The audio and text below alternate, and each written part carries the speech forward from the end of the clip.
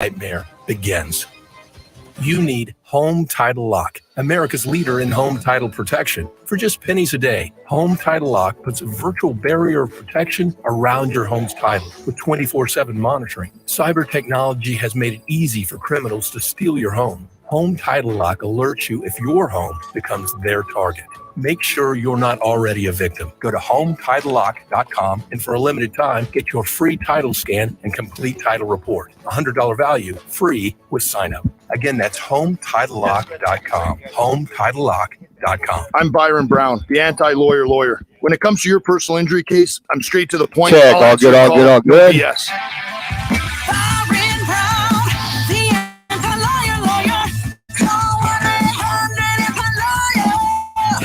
We could talk about how complicated other banks make it to redeem credit card rewards. Or we could talk about how Discover you can redeem your rewards for cash in any amount at any time. Talk about amazing. Well,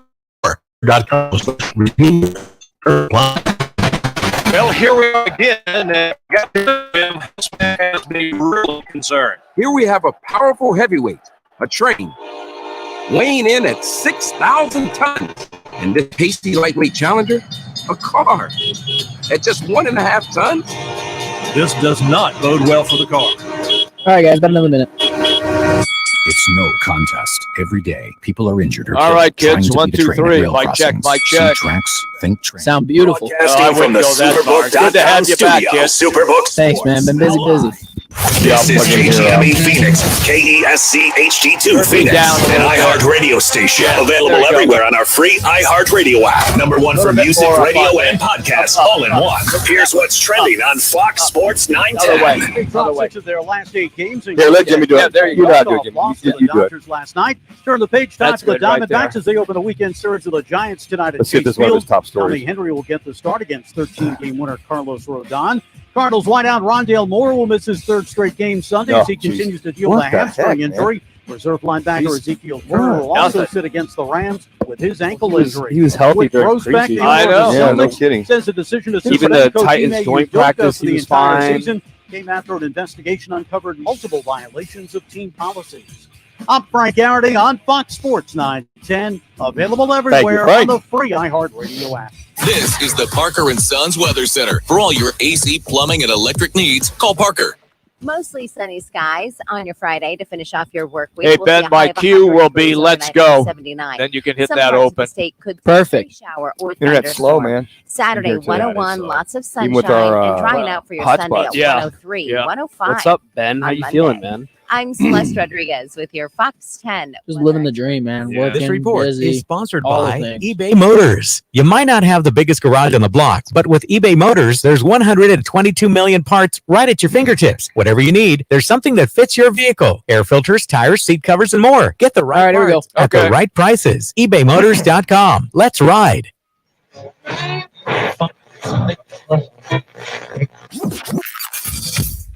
Calling all sports with Roc and Manuch with Jimmy B. Only sponsored by On Air Sports Marketing and is powered by the injury attorneys Lerner and Rowe. In a wreck and need a check? Make one call. That's all. 602-977-1900 and always online at lernerandrowe.com. Now time for Calling All Sports. Guys are Roc and Manuch with Jimmy B on Fox Sports 910. Hey, everybody, welcome in. We say good afternoon to you, and we are in Scottsdale at Wright Toyota. That's right. That's where we're hanging out. Wright Toyota, right on the corner, right on the price. It's always Wright Toyota. And Roc and Manuch with Jimmy B are always presented by Lerner and Rowe, voted best personal injury law firm year after year. One call, that's all. 602-977-1900. Manuch, the sun is out, and they've got some great-looking vehicles here in the showroom. Well, they sure do. Lots of plethora of certified pre-owned vehicles. You mean a cornucopia? Yeah, plethora, cornucopia. It's kind of a big word for a guy like you from Eastern Washington. That's true. Don't forget another one of those fine Big Sky guys here. We got Jax, the intern / rookie from Montana here as well. Used to kick his butt at Montana. Well, they used to. Keyword used to. Well, that's when I was there. It's interesting. You that Bentley down there. Yeah, that's the one. The $197,000 one. Yeah. You haven't bought that yet. Well, I brought a couple of dollars with me in my wallet, and I'm going to see if they'll offer up a down payment. I think the queue of who eventually buys the Phoenix Suns will become a guy that or guy or gal, or comes in and buys that bad boy, just cuts a check. Yeah, here's your $200,000. And drives off of that bad boy. That might be a hint of somebody that ends up buying this Phoenix Suns team. We got plenty to get to, so let's go. Time for the top local and national stories of the hour. Powered by the Sportsbook at CAC Sports Bar in Casino, Arizona. Bet big on your favorite teams and players in an environment that's as exciting as the game you're watching. There's no better place in the Valley to get in on the action. The Sportsbook at CAC Sports Bar. Now, guys, what's your top story this hour? Well, of course, we've got a big NFL football game Sunday at State Farm Stadium with the defending Super Bowl champion Rams in town. But we're going to begin with Arizona State. And unfortunately, we're not really talking about the matchup against Utah on Saturday. Once again, it is about fired coach Herm Edwards from Arizona State. And this story, Manuch, really kind of leaking out now to the media. And according to Doug Haller, who's been a guest on our show many times from The Athletic, apparently there were some people within the Arizona State Athletic Department who wanted Edwards gone and may have leaked information to other coaches to try to help accomplish that goal. Wow, this is another shoe drops at Arizona State University. Unfortunately, this came out real late last night, then again this morning. Yep.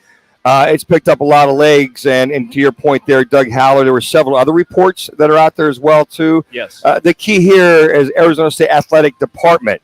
It doesn't specify his staff. It says the department. Right. And if they're leaking out information, game plans, things about Herm Edwards that aren't being done in the office, all kinds of stuff surrounding him, and the minutia, if you will, surrounding Herm Edwards being leaked out. First and foremost, if it's people on the staff, current staff, leaking out information to other teams about game plans, I would hope if this is true, that they would go ahead and get their emails or their cell phones, because that is property. Their cell phones are property of Arizona State University, unless it's their own separate type of burner phones or their own cell phones, one way or the other, to go ahead and find out how this happened, if it's true. If it's true. Because if I'm Ray Anderson, and I get this last night, I want to get to the bottom of this. This is another huge black eye for Arizona State University on the precipice of Sean Wadu, the interim head coach, taking over to take on number 14 Utah tomorrow night. This is like, we're going to put all this bad info, bad mojo out on Herm Edwards, that if that got to Ray Anderson or Michael Crow, and they were forced to fire him maybe before they wanted to, then this is another one of those bombshells you're going to have to take a good look into. And I'm sure recruits, I'm sure people around the nation, it's being talked about by everybody. Oh, it was on national media. Colin Coward on before us. He's talking about it. He's chirping about it. Right. And so this is very, very unfortunate. I know an individual that was hired for just a very brief, short amount of time at ASU within the last year.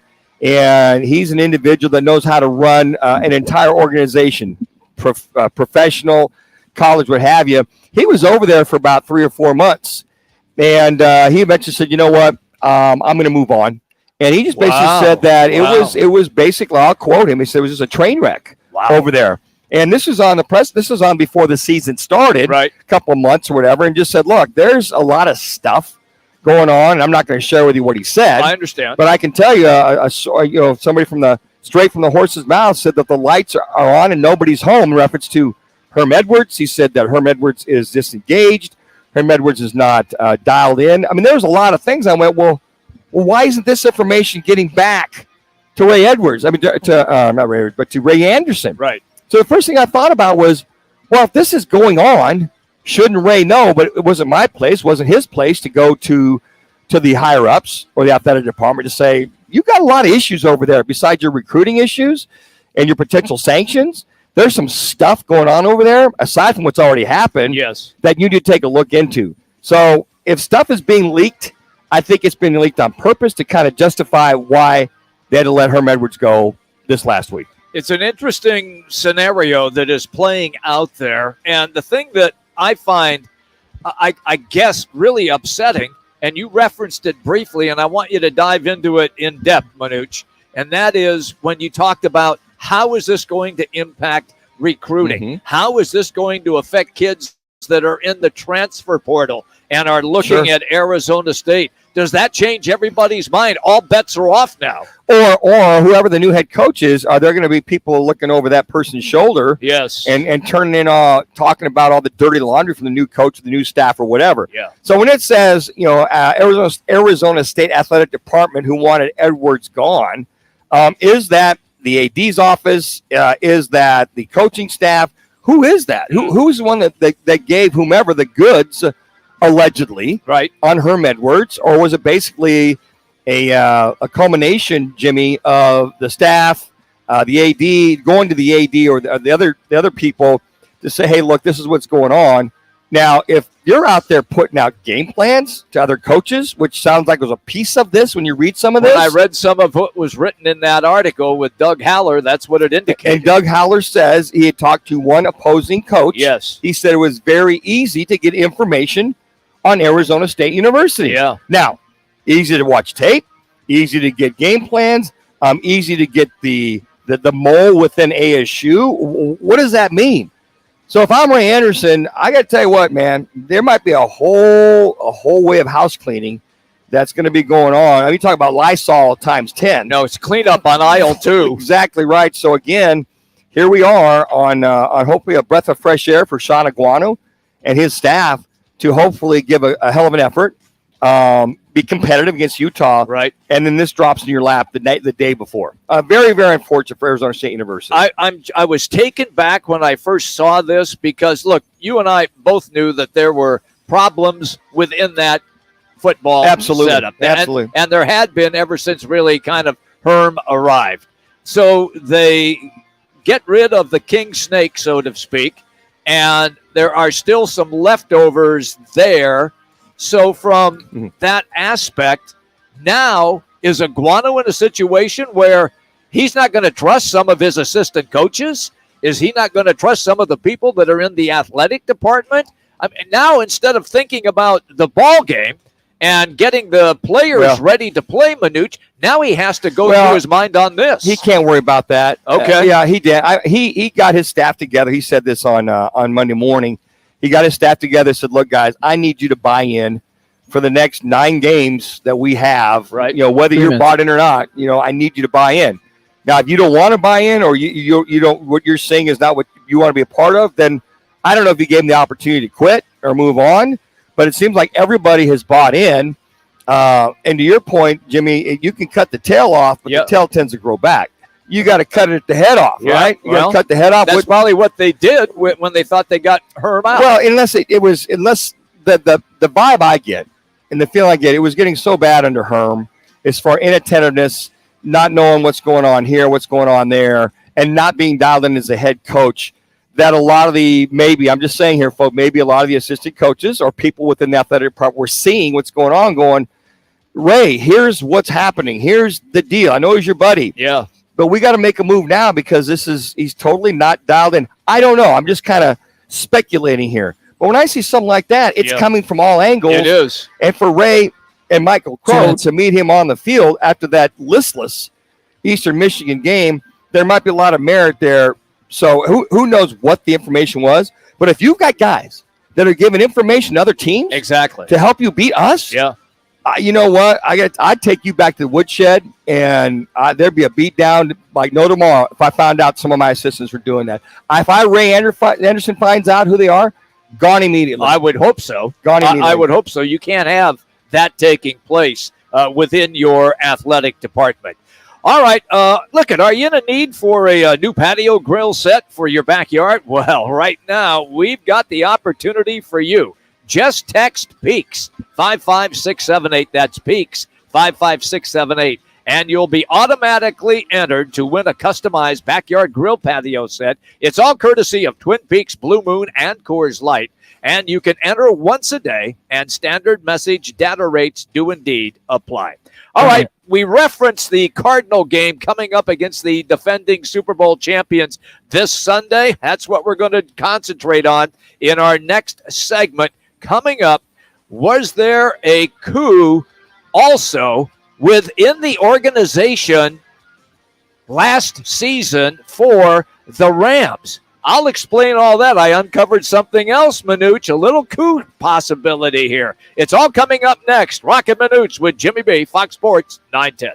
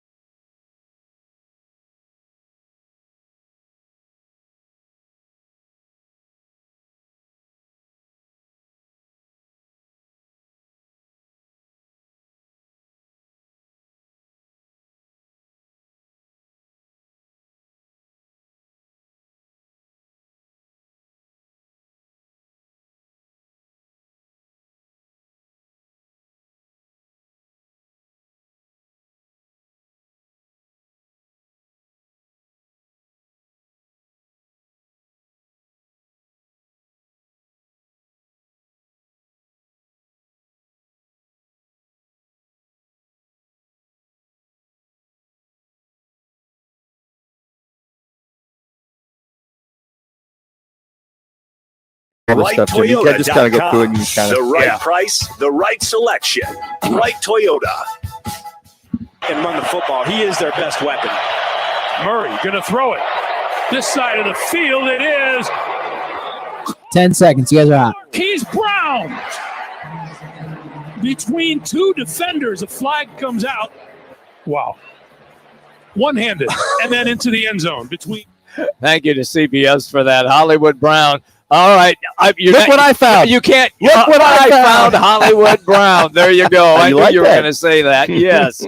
All right. So with the game setting up for this weekend, a little birdie has been kind of chirping a little bit in the offseason about the Rams.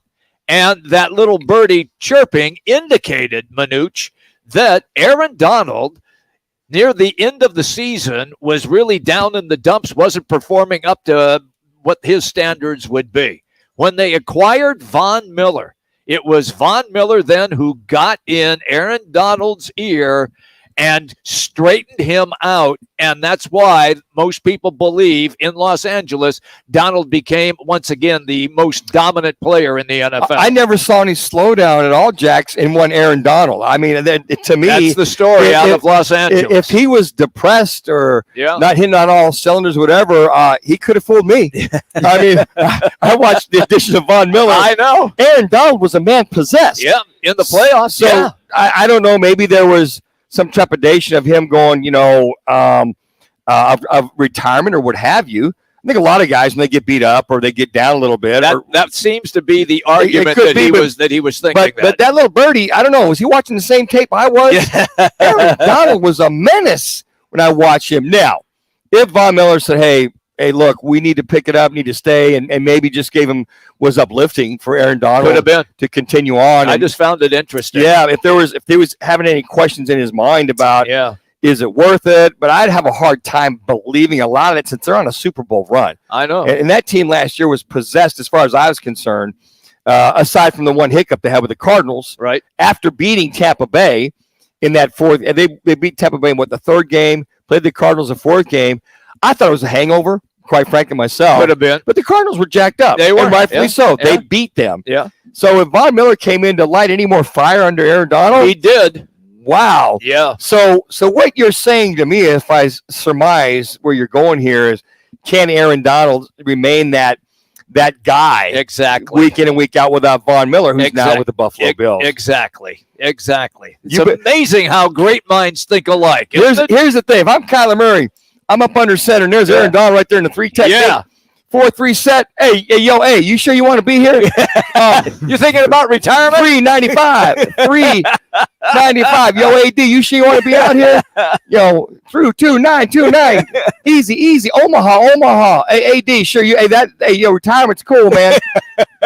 I can't imagine.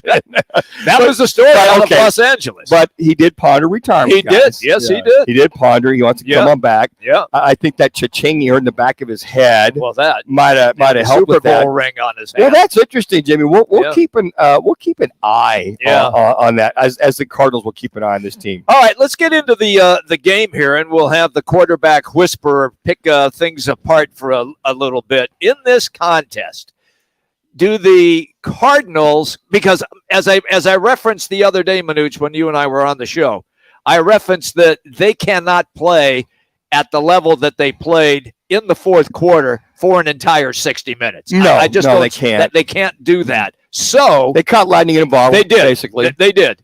So does that mean that they try to go more ground control to begin in this game and try to set the tone on the ground and use the ground as an opportunity to set up the pass? Well, a couple things. I think that what they did is they stuck with their game plan in that fourth quarter, and they stuck with the ground game with Cooper, Williams, and Benjamin. I think that they'll be fine with that. Now, whether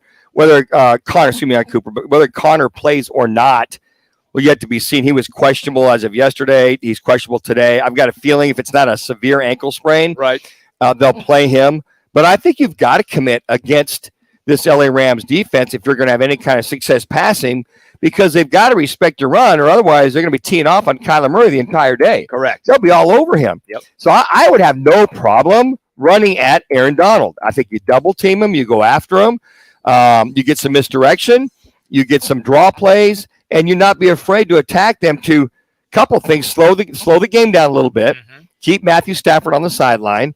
And the other thing, too, I think it's going to help out is a short passing game. Okay. You use the passing game like your West Coast offense. Again, that keeps the pressure off of Aaron Donald and this pass rush. I mean, Lloyd, he's been okay at that the last couple of games, these first two games, going to this third game. So I would commit to the run, short passing game. Another thing, it's all about keeping the pressure off of Kyler Murray, right? Being able to make plays. So I would frustrate the defense. I would drop back periodically. I would draw on this team. Okay. I would screen on this team. Okay. But the one thing I'm definitely going to do if I'm Cliff Kingsbury, I'm going to waggle. Kyler Murray out, right or left. I'm going to bootleg him. I'm going to get some sprints, some short routes, sprint right, sprint left. Right. Just keep him out of harm's way and just kind of keep rotating that so this Rams defense can't get a beat, can't get a pulse in what you're doing. But to your point, Jimmy, the running game will dictate what they're able to do. And if you can run successful, Cardinals will haven't had many shots down the field, right? Mm-hmm. Well, then you can set up their play action. So maybe Hollywood Brown can sneak in and do a deep seam or a deep post, or Andy Isabella, which is coming back with his speed, can do a deep crosser. Okay. We can do a nice play action pass, hold the linebackers in because you've been running successfully, and look off the safety and come back to somebody and get big plays. I'm not talking about home run balls all day long. I'm talking about mix in a few chunk plays once in a while. If there's one thing the Cardinals have not been able to do, are chunk plays on a consistent basis. Now, what we just heard right there with Hollywood Brown, he threw that ball in between cover two, right, deep safety and corner. Very ill-advised throw, number one. Very fortunate that Hollywood Brown stuck his hand out there and, damn. Oh, I found something. Look what I found. It stuck to my hand. Great catch. Don't get me wrong. Oh, yeah. He got it. But those are some of the things I think this Cardinals team, as far as matriculating the ball down the field, Lenny, to just keep that offense up the field. And don't be afraid to run against these guys. And I think you can run an Aaron Donald. But number one, you got to give Kyler Murray enough time and help to not worry about that guy up front. All right, then let me switch gears then and take you to the other side of the ball when the Rams are on the field. Are we going to get from the Rams a heavy dose of, say, Cam Akers running the ball against that front seven of the Cardinals? Well, number one, you have your right guard for the Rams, broke his ankle last week. He's out. You got your backup center in. Yep. So, again, I would say maybe protection issues. I think if you bolster up to stop the run, and how did they beat the Rams last year in that fourth game of the year? Pressure on Matthew Stafford. Yes. Pressure on Matthew Stafford. Getting in his face, getting in his grill, blooding his nose, because he missed some throws of Cooper Kupp in that game last year. Cooper Kupp was wide open. He was wide ass open. Yeah. Okay. There wasn't anybody within a half mile on some of those throws, but he just missed them. Yeah. Now, why did he miss them? Because he had pressure. He had guys getting in his grill. Right. He couldn't follow through on a couple of them. So if you're going to beat this Rams offense and Matthew Stafford, those are some of the things that you have to do. Now, Sean McVay, he's very good about motion, misdirection, confusion on the offensive side. And then you got Matthew Stafford looking left, looking right, and then coming back down the middle and then laying it out there. So there's a lot of moving pieces with this offense. But I think if this 34 front can stop the running game or at least contain it with Akers or whomever, then I think and put the pressure on Matthew Stafford, they can win this game. And because you got two linemen, two of your starters are out, and then Whitworth at left tackle's retired. He has. I wonder if they made a call to him. see if he would come back. He's working on TV in Los Angeles. The other thing, too, is the Cardinals have all of their offensive line starters playing in this game. Okay. Everybody's going to be there. All right. Pugh's going to be there. Everybody, the whole starting unit is going to be there. For this. Hudson's going to be there, and Will Hernandez et al. Yep. And Beachum. So I think that will help this Cardinals offense as well, too. I'm going to call, dictate the line of scrimmage. If you do that early and often, and you come out with the same energy you had in that fourth quarter, and Jim, you can't sustain that, but have a consistency with that. Right. They could win this game, but you got to set the tone early on. All right, and that brings us then to our State 48 Roofing It's Your Call question of the day. For a free quote, repair, or installation, just head to state48roofing.com. Follow them on social media by searching hashtag #SexyRoofStatus. Here's the question. Where will the biggest improvement in the game come from the Sun Devils in the Utah game? All right, we talked about the big match coming up Saturday. This question right now: A, more wide open offense; 2, more TDs versus field goals; 3, better run defense; 4, quarterback will flourish. So the matchup against the Utes Saturday night, that is our State 48 Roofing question for the day. Just go to Roc and Manuch Twitter and cast your ballot. And once again, we will update the results on that as we get near the end of the show. And we'll update on you on the latest news as well, too, that there'll be some Sun Devil staff members. Yes. Basically, long story short, sabotaging, getting information out there on one Herm Edwards. That seems to be the soup du jour for this afternoon on the hills, on the eve of ASU taking on Utah. It's an amazing story that is taking place. All right, it's our 22nd year of hosting Monday Night Football at Casino, Arizona. We call it the Monday Night Tailgate. Had a huge crowd last week. Expect another big crowd this coming Monday. And we do it all in the new sports book at the CAZ Sports Bar. Once again, Monday Night Tailgate. We will see you there this coming Monday. Well, Sean Salisbury goes unfiltered and uncensored. It's coming up next to give us his thoughts on the NFL and is the portal creating parity in college football. All coming your way next. Roc and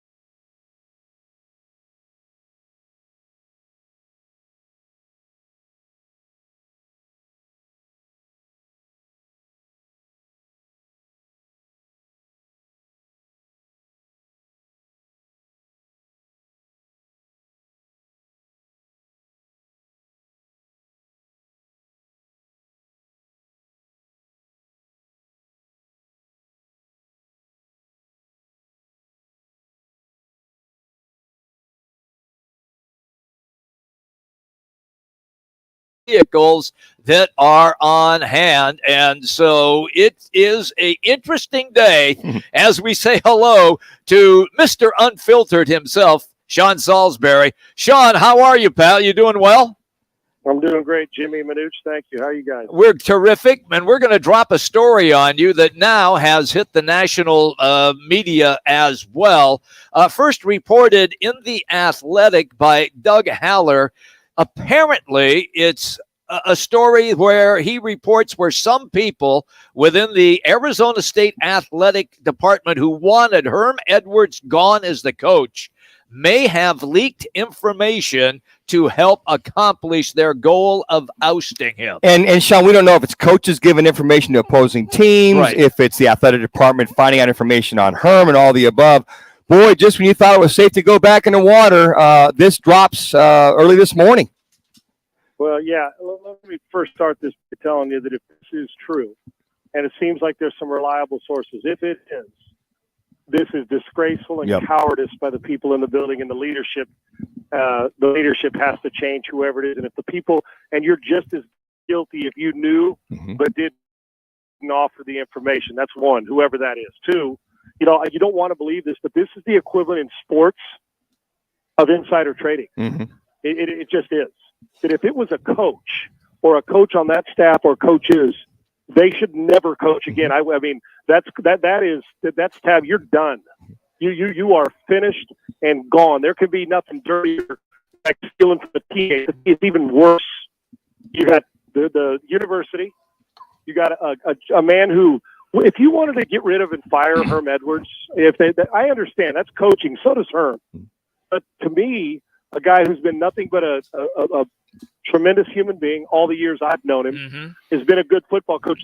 Now, they've been through some tough times in recruiting and all that, but that doesn't define the character and human being that is Herman Edwards. To me, the words I would choose, I'm not allowed to say on the radio. I can say for a podcast, but there can be nothing more chicken crap, cowardice, disgraceful. And if it's not a coach, if it's somebody in the organization, that doesn't make it any easier. It doesn't make whether somebody had a game plan, whether somebody, how you type game plan for what you're doing and you get it to somebody who knows somebody. I mean, if this is, first of all, if it's not true and somebody's just throwing it out there, and they're pretty reputable. When you do something like this, you got to have more than one or two sources. Sure. So if there is, and if the name comes out, you'll be taboo and you are completely eliminated. Now, if you're a good coach or you're a coach with some success, because Arizona State, you guys know as well as I do, has got some potential in a good program and got access to really good players, California, Southern California, Arizona. So for me, guys, if in fact this is true, if you're a guy like Matt Rule, let's say it doesn't work out in Carolina, you want that job? Hell no, you don't want that job. No way. Like, no, I'm not taking that job. And it's unfair to the alumni that have to go through this because you get grouped in and it's not right. And look what happens if there's a couple that make this look like it's the entire university. It's unfair. Herman Edwards deserved better than this. If you want to get rid of him, fine. But not like this. This ain't it. And it's a coward, disgraceful, and if true, it's the sports equivalent of insider trading. Sean Salisbury joining us here on the right to guest sign Roc and Manuch, Jimmy B. And I said that earlier. I said the same exact thing, Sean. I said this amounts to a coup within the department to give all the information to whomever. And to your point, Doug Howard also mentioned that he checked with some of the coaches in the Pac-12 and said that, it was easy to get information from Arizona State University. So you're giving the opposing team information for you so that if you lose, it's a quicker process to fire Herm Edwards. And unlike you, I go back. I know that those cell phones, those emails, those pads, whatever, are ASU issued.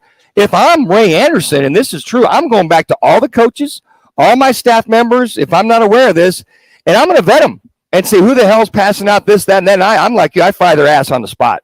Every single damn person in the building. Now, here's what it's done. Now it makes the person who's innocent have to go in and get in their business. You got to go in and say, well, are you doing this? And I'll be honest with you.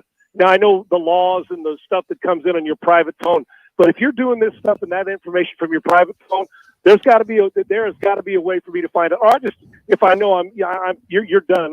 Your exodus from the building won't take long. And think what it's doing to the kids. Sure. I'm talking about the players. Think at the disadvantage safety wise. Just what it does for the. What if the kid's a really good player and he keeps getting beat by somebody who's not, and he's a junior getting ready to go to the draft? I mean, the collateral damage and the layers of this. This is friggin' horrible. We get on referees for, what was it, $2 for, rigging games because of the money. I mean, maybe a lesser version, but it's no less devastating and the devastation to Herman Edwards' reputation to a university. The collateral damage just isn't a few people. The collateral damage is far and wide and spreading. This is just, when I saw this, my first thought was, no way. And then you start to dig deeper. And if this is true, if I'm Herman Edwards, and I don't believe in frivolous lawsuits and suing everybody because the coffee you got at McDonald's burned you when you drank it. Yeah. I'm not that guy because, of course, it's hot coffee. Right. But I am the guy, reputation-wise. It's time for people in society to fight back that have been wronged in a horrible, reputation-filled way. If I'm him and this is true, I own about a third of that athletic department. And I am not kidding. That's how putrid this is. Mm-hmm. And whether it's Herm or anybody else, right? This is not the character or the way that a building or a person who gets into coaching or a person who gets into any job is supposed to have to deal with. Imagine it in any walk of life. Imagine it if you're coming up, you got your own. It's like stealing somebody's idea and they have it on paper and they've got it patent and you know it. It's all signed up and contractually, and you white it out and steal it and give it to somebody else. And you're the one making money, and you get. I mean. It's so deep to me. This can't be any dirtier. This is horrible. Sean, do you find it interesting that it drops just before they're going to play against Utah in the Pac-12 game tomorrow night? Yeah, well, and we know the coincidences and all those things that goes on, or by the way, this just by chance. Yeah, yeah. You guys know how that world works, right? Mm-hmm. You know how that world works. So. I mean, we all do. It just, if you're those kids, aren't you looking around saying, well, just think for a second. And then let's think about this for a second. And I'm going to take it one step further. Okay. The complicit part of it. And I don't mean this, and I know we're all looking for an advantage, but let's just say you're a coach of another team. And you're getting this information, and you know damn well it's not tape that you're watching. Sure. You're getting inside information in a university that has game plans, and you know damn well your conscience is saying, well, we want to win, but this is dirty. Mm-hmm. Is there some accountability to those guys too? Sure. Or are we just going to step aside and say it's gamesmanship? Yeah. Come on, man. That'd be like, you go in and steal something out of somebody's and then use it against them and then think it's okay. I got a real problem with this, man. That's not studying tape and doing it the right way. That's just downright dirty and low down sick. That's what it is. And to your point, Sean, I feel the same way. There's those that were part of this, or what's the term I'm looking for? Complicit. Exactly right. And if somebody else was aware of this going on, why didn't they stand up and say, "Look, guys, Herm's actions, his merits will stand on themselves this season now." And I've talked to a couple of guys that said, "Look, the lights are on and nobody's home and he's struggling, but whatever it is, okay, then let that be." But now this doesn't deserve this. Yeah, exactly. Doesn't deserve this to happen. No, agreed. Manuch, you know this. Oh, absolutely. Yeah. Some people they maybe whether it's coaching or recruiting. Let's just sometimes you get fired from jobs. Most coaches do. Sure. Belichick's been fired. Okay. Yep. From the Cleveland Browns, people get fired, but. Come on, man. We got to be better. We got to be better. This is, and it reeks, and I hope there's accountability. I hope that Ray Anderson, matter of fact, I told Jimmy, I said they need to get the Lysol out and wipe this bad boy down big time, Sean, whether the athletic department or the coach, whatever it is, whomever, to just, I'll be so curious as how Ray Anderson handles this moving forward, Sean. That's my curiosity from here on out. Well, guess what? Leadership in a building, and I don't know, I'm just saying, we hold coaches, presidents of universities and athletic directors. They're in a position, they are in a position to make decisions, and we hold that leadership at different standard. We just do. Not that everybody shouldn't follow it, but those are people looking up. They got a lot of people that they have to lead. We manage tasks and lead people. And I'm just going to tell you, and it's the same thing when somebody says, I never knew this was going on. Well, then you're telling me you have no idea about your players. You're not getting to know them, 2 minutes. Coaches, or what's going on in the building. I know we've heard that before. Yeah. But, and I don't know what Ray or how it is, but I am curious to see how he's going to handle the internal part of it, the external part of it, and everything in between to find out. You want to find out what real leadership is? You're about to find out, my man. We are about to find out what kind of leadership leads Arizona State if this is true. And if it's not, to make sure those that either lied about it or that are responsible for it, if it is true, to be held highly accountable. I don't care if you don't like Herman Edwards as a head coach, sure. or even if you say, well, it's past it, football, whatever, has passed him by, which may not be true. This is not what happened.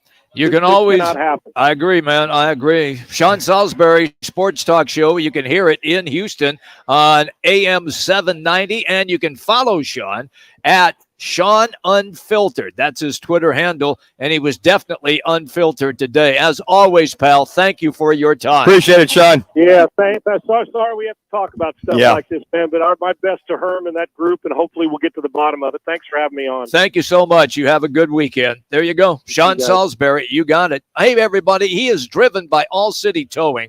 All City Towing continues to grow, and they are hiring. Now, if you're looking for a good gig, this is it. All you have to do is go to allcitytowing.com/careers. allcitytowing.com/careers. That's All City Towing. It's Arizona's largest towing, transport, and vehicle provider. Once again, allcitytowing.com. Well, make plans to watch all the football action at Twin Peaks, 4 locations in the Valley, man-sized Blue Moon and Coors Light draft specials, plus make sure to enter and win the customized backyard patio kit. Just text PEAKS to 55678 to enter. That's PEAKS to 55678.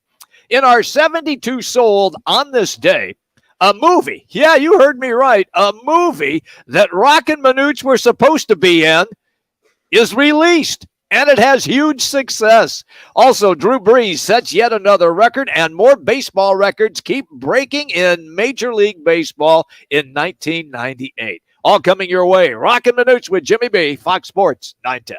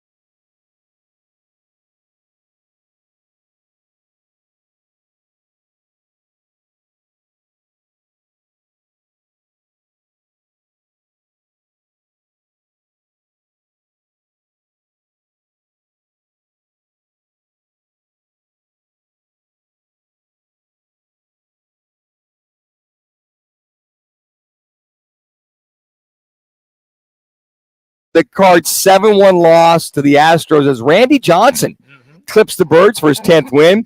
He struck out 8 in 8 innings. Now, this is interesting. Craig Biggio, outstanding second baseman. Yes. By the way, started off as a catcher for those who did that. That is correct. He's 3 for 5 and swipes stolen base number 50, become the only player beside Tris Speaker back in 1912 when Jimmy was just a young boy to have 50 doubles and 50 steals in 1 year.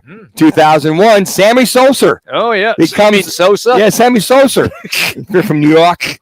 Becomes the first player in history to hit 3 home runs in a game 3 times in a season. Despite his trio of blasts, the Cubs still lose to the Astros 7-6. Now, you guys, I'll sit down. This is a true story. Oh, no. The movie Night 2011. Yes. Great movie. Yeah, it is. The movie Moneyball Yep. receives its theatrical release across the United States, starring Brad Pitt and based on Michael Lewis's book on the same name.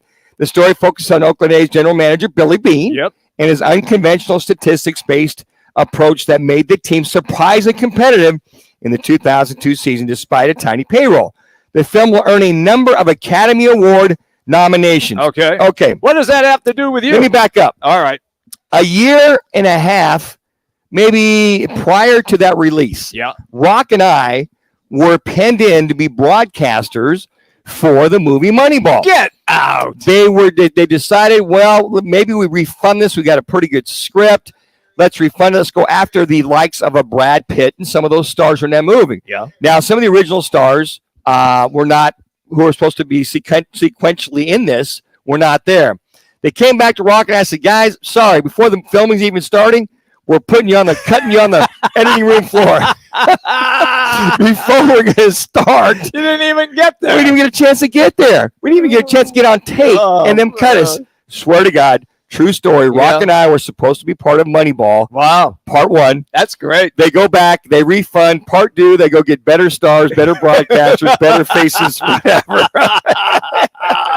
And we're left cut on the editing room floor without even filming, because they're going to do a lot of the filming out at the Phoenix Municipal. Okay. Where the Oakland A's have spring training and all that kind of stuff. Yep. So we could have been stars. You could have been a contender. We could have been stars. Folks, that is an absolute true story. 2018, Tiger Woods caps off one of the most remarkable comebacks in golf history. Woods ends his comeback season with a dominant victory at the Tour Championship. Yep.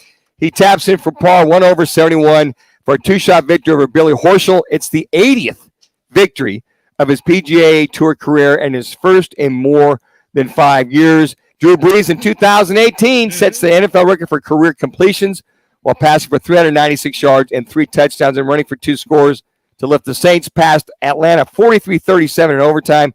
Brees breaks the record of 6,300 career completions set by Brett Favre. I don't think I've had that many completions versus air. Then let alone in a game. Not even with a Nerf ball. Absolutely not. Damn. And then a very sad day on this day, September 23rd, 2020.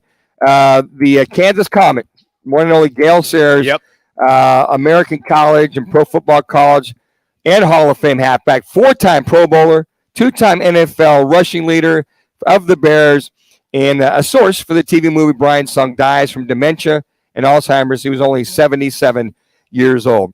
On this day is brought to you by 72 Sold. 72 Sold, America's leading home selling program. There's no better way to sell your home than 72 Sold. Get our price, a higher price at 72sold.com. Today's on this day is powered every day by 72 Sold, America's leading home selling program. There's no better way to sell your home than 72 Sold. So that is the official real estate partner of the Arizona Cardinals. For easiest, fastest, most profitable way to sell your home is at 72sold.com. Jimmy, that's 72sold.com. Get our price, a higher price at 72 Sold. I got you, pal. I'm disappointed you guys were on the edit room floor for that movie. Here's the deal. And you didn't even get a chance. Here's all the filming was going to be done here. A lot of it was going to be done here in Phoenix. Sure. And Rock and I, the initial investors, come to us and said, hey, look, matter of fact, it was Renee Latchman's son, who's one of the investors, are helping put the money together for the movie. Latch and I go way back. Great guy. And his son worked for an investment firm here, and they were going to have a lot of money. And they said, hey, look, we talked to the investors. They want you and Rock to be part of the broadcasting team in the booth. Okay. And then we had some of the other guys in town locally that were going to be reporters, and they want to use the local talent, so to speak. And long story short, it's about, I don't know, 2-3 weeks before they're going to start filming that they're going to give us a schedule so Rock and I can coordinate. Sure. We need, who we need to fill in, whatever. And they said, hey, guys, time out. They really like the script in Hollywood, even more so. They want to put another $3 million into it. But they want to go get the Hollywood people. And this guy named Brad Pitt. Yeah. And who's the other guy that played his assistant, the actor? But they went and they recast it. Yeah, Jonah Hill. They recasted and left me and Rock on a damn editing room floor before we could even get in front of a damn camera. That is way have they not seen my movie debut, Ninja 3: The Domination? Oh my God. When I had a speaking part and got killed by a circus star in the first 10 minutes of the movie, did they not see that film and show Azuki, the star of Ninja 3: The Domination, said, Dan, weren't you up for an Academy Award I for should that? have been, but he said, Dan, you die good. You die very, very good. Had to put a circus star in my heart trying to kill the bad ninja. Damn. I had that on my credits, had that on my resume. That's way my too headshot. Funny. But swear to God, that is a absolutely true story, man. That's awesome. That's awesome. Hey, how would you like a new backyard patio grill set? And all you have to do is, well, we've got the easy way for you to do that. It's your chance to win one. All you have to do is just text Peaks. That's PKS Peaks to 55678. That's Peaks to 55678. You'll be entered to win a customized backyard patio grill set. It's courtesy of Twin Peaks, Blue Moon, and Coors Light. You can enter once a day. Standard message data rates do indeed apply. Do it right this moment. That's Peaks to 55678. All right, coming up in hour number 2, we're going to get a preview of the top games in the Pac-12. Also, Scott Spreitzer of DocSports.com handicaps some of the top games in the NFL and college. And we will also tell you about Jimmy B's fertility. He was not on the cutting room floor and was a major star component of the Steeler and the Pittsburgh Kid. The Steeler and the Pittsburgh Kid. Look that one up and you'll see my credits on that movie, Manuch. I still can't believe that you guys didn't even get a shot. Didn't even get a shot. Didn't even get a shot. Man. We were so fired up. We're like, oh, this will be great. And you know the whole story of Billy Bean and what he did with the numbers. When you got how the hell is he doing it? When you watch that movie, I think Brad Pitt did a phenomenal job. 30 seconds. And for all of the for all of the Academy Award nominations, you watch it over and over again, and still to this day, the A's sometimes in the hunt. But I got to tell you what, maybe they went budget ball on Roc and Manuch. We're coming right back with more stories. No, you won't want to miss them. It's Roc and Manuch with Jimmy B, Fox Sports 910.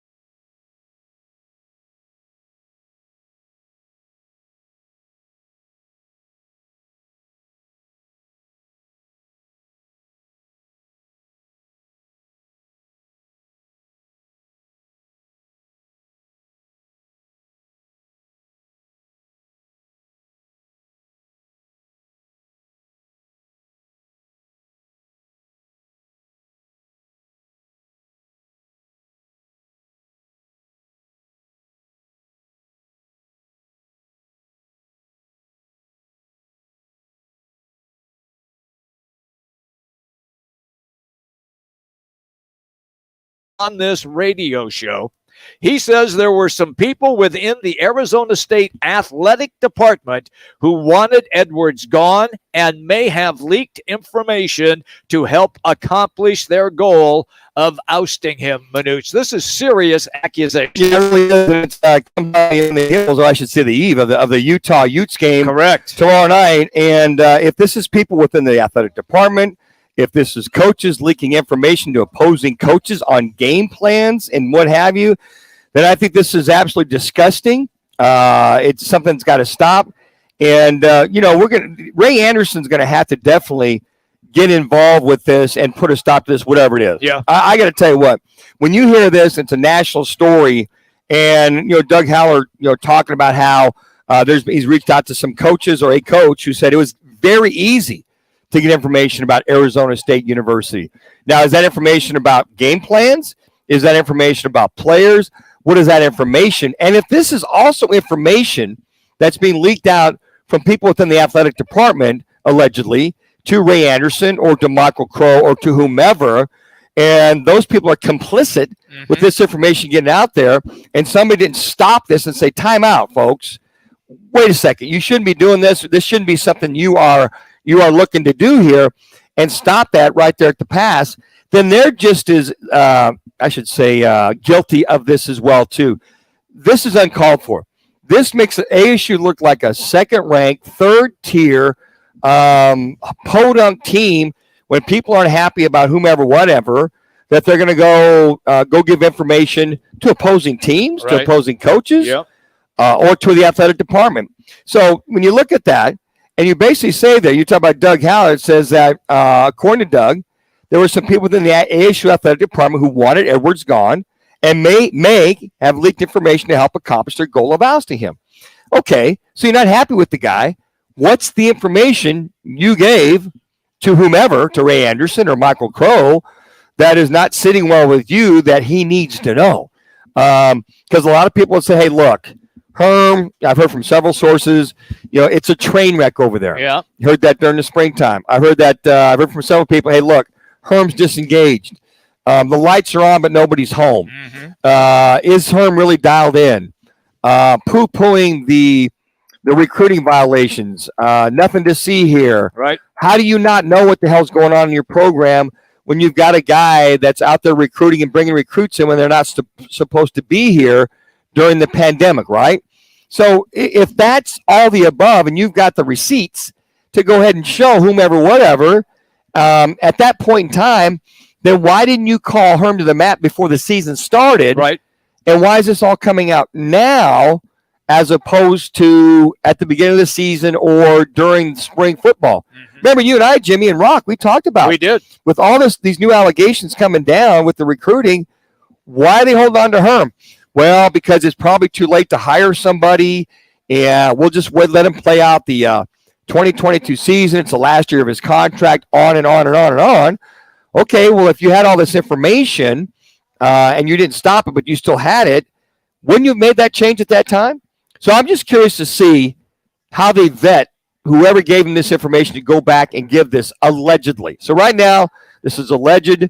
Doug Haller, some of the other people reporting this, got some pretty good sources. Yes, they do. That are coming out. So again, this is an ongoing story at ASU. The black eye it's purple now. Yeah. It ain't black. Yeah, no, it is black. It's purple. And I think for a lot of recruits out there and a lot of coaches that could be in the running, if they don't see the house cleaned out, and I hope Sean Iguanu is a coach that is considered, but if there's not changes in that, if this is true, if there's not sweeping changes in that athletic department, right, from people that are culprits of this or complicit with this in the coaching department, or whatever other department who are aware of this, who are part of this, I call it kind of a quasi-coup, I don't know about you, then I think something is definitely wrong, and Michael Crow has got to take a stand and do it himself if Ray Anderson does not do it. I'm with you on that 100%. And they have Utah tomorrow night, and we will have Roxy Bernstein from the Pac-12 Network coming up in our next segment as well. All right, let's transition then to the NFL, because there's a little thing going on Sunday afternoon called the Rams, the defending Super Bowl champions, visiting the Arizona Cardinals, and I don't want to call this a payback game because when the Rams just pounded the Cardinals in the playoffs, embarrassed the Cardinals. They did that, and it's different. This is a regular season game, and it's not a carryover to what that was. It's not like a revenge game. But I will say this. I think you're going to find out, Manuch, are the Cardinals going to be a contender or a pretender by playing the Rams and playing them tough, win or lose? If they get beat up again and destroyed, maybe things are going the wrong way. If the Cardinals come out like they did in game 1 against the Chiefs and come out like they did in that first half against the Raiders, yes, and they lay another egg like that, you're going to know this team's in serious trouble. There you go. That if they're going to win, they got to catch lightning in a bottle or hit on all cylinders. I think what you want is a team that's okay. They've knocked the rust off. They're ready to go. This might be the healthiest they're going to be. It looks like James Conner, who practiced yesterday, is looking to go. I think the only one that's out so far is Rondale Moore has been reported to be out. Yes. With this hamstring situation. Did he not practice like the whole time? Didn't play any preseason games. No, he didn't. He practiced the whole time. He did. He got a little hammy strain, I think the week before the opening game or 2 weeks prior to it. But he's still going to be out. But if you're healthy, all hands on deck, this team has a very good shot at beating this LA Rams team. Just the thing is Sean McVay's got the number of Cliff Kingsbury. He does. And whatever he does on offense, it's been very difficult for Vance Joseph to stop the offense. So, yeah, I think that, to your point about a contender, I don't think you know who your contenders and pretenders are until after 4 or 5 games in the National Football League. Okay. We've seen guys go 1-2 or we have 2-4 that get better all of a sudden, and they kick in and they get guys get back from injuries. Yeah. Or if you're a contender early in the year, all of a sudden you start having injuries, you tend to fall back. So I really believe after that 4th or 5th game, you're going to know if who's legit, who's live, and who's Memorex. Okay, fair enough. We have a lot that we're going to do coming up on the Cardinals as they get ready for the Rams as well. Manuch, this is another very unsavory story. It's in the NBA, and it's the Boston Celtics and their head coach, Ime Udoka, who led that team to the finals of the NBA, only to lose to the Golden State Warriors, and they did have a 2-1 lead on the Warriors this past NBA season as well. And apparently, things have run off the rails big time here for this coach. Yeah, it sounds like he had an affair with a staff member. That's what it sounds like. In the code of conduct, cannot have an affair with the staff member. I don't know how long it is. They said it was a consensual, intimate affair. Yep. That they both had, which they know they're not supposed to have. 3 minutes. And at that point, eventually that word's going to get around. The guys on your staff, the teammates, sure, front office, whatever. If it becomes fairly obvious, I think, after a point in time, what the hell was he thinking? What the hell were both of them thinking? You fought your butt off to become a head coach in the NBA. In the NBA to get your team to the finals, and you had a lead on the Golden State Warriors, and you're going to flush it down the toilet over what? I always look at there's the biggest thing that's going to be a downfall: drugs, power, sex, and money. I'll add to it. And if you can't, keep, with your own people, right, then just to keep at arm's length or bay and not have that respect, eventually, don't you think that's going to come back? You would think that the word is going to get out eventually, and obviously it did. And I think I think you're really pissed right now are the players. Yes, I would be. The players and he did the players dirty by doing that. But the thing is, the players loved his discipline. Yes, they loved his in your face. Brad Stevens, the former coach who got bumped upstairs. That's correct. He was not like that. Good coach, but wasn't the disciplinarian guy, the tough love kind of guy. You know what? I'm sorry. Yeah, I don't feel bad for you, but you blew a good thing. Yeah. And if they fire you, what are the odds that somebody in the NBA hires you? I'm sure we all forgive and forget. Right, Robert Sarver? We may not forget, but they forgive. But I think if he truly takes a year off, a couple years off, says, look, that's not going to happen again. Lesson learned. And he should get another chance if he's eventually fired by the Boston Celtics. Well, someone that's not even talked about in this discussion is his fiance that he's been with for 10 years. Yes. She's an actor. Her name's Nia Long. she has a 10-year-old son with MA2, which is just unfortunate. When she released a statement earlier today, and she said that she asked that my privacy is respected during this process, and above all, I am a mother, and I will focus on my children. It's just, I feel so bad for her, man. That's just an unfortunate situation for her. And I was unaware that there was a fiance involved. I was unaware that there was a son involved, that she was the baby mama, so to speak. Changes the whole dynamic. It really does. I mean, so what the hell were you thinking? There you go. I mean, the whole thing, it's just, look, dude, I mean, do you need that much admiration? Does your ego need to be stroked that much? Or what are your issues? Well, something was getting stroked. Well, exactly right. And from that standpoint, I don't know, when I was working at Motorola with 25,000 employees in this town, as a manager, I was like not going anywhere near. I was single. Yeah. And plenty of women out there within Motorola. As a manager, first and foremost, I didn't want to date a subordinate. Correct. Okay. That's right. And on top of it, I wasn't dating anybody from Motorola because I don't want that coming back to me. And my manager going, hey, Manuch, come on, I need to talk to you. Yeah. Your manager. There's no fraternization amongst managers of Motorola. That's in our code of conduct.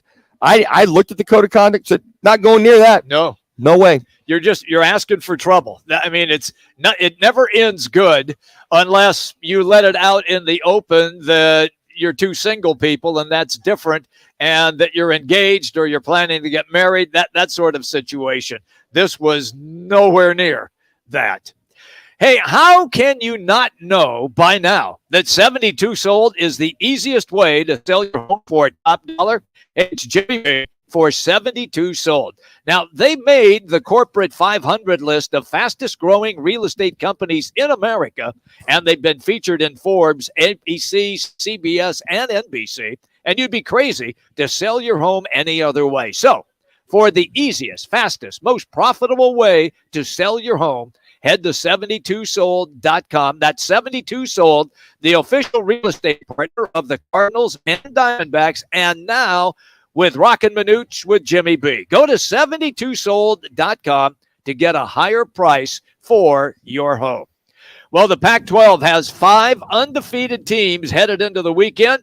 Will they stay unblemished? How is this all going to play out? Well, we're going to ask our next guest. It's Pac-12 Network's Roxy Bernstein. He's coming up. Roc and Manuch with Jimmy B, Fox Sports 910.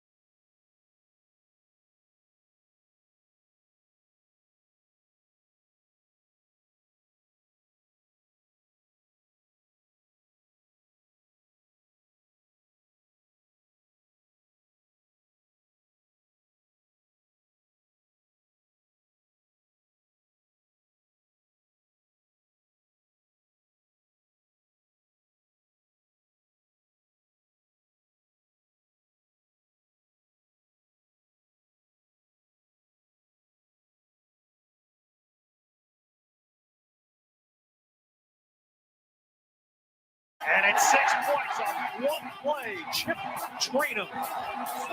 White the carry, White the cutback, White to the end zone. Time to catch up. Guys are hot. The experts who you can see in here on the Pac-12 Network. Now let's talk everything Pac-12 on the Roc and Manuch Show on Fox Sports 910. You win.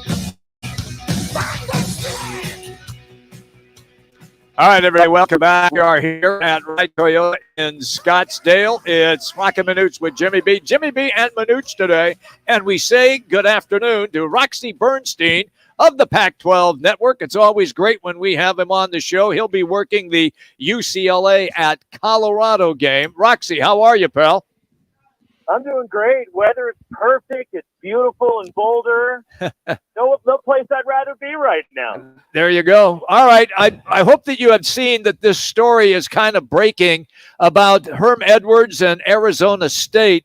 First, in the Athletic, apparently sources are telling certain reporters, one which is Doug Haller of the Athletic, that there were people within the ASU athletic department that were leaking information about ASU and about Herm Edwards in an effort to try to get him fired. If we caught you by surprise on that, I'm sorry, but it is a story that has been breaking, and it is now a national story.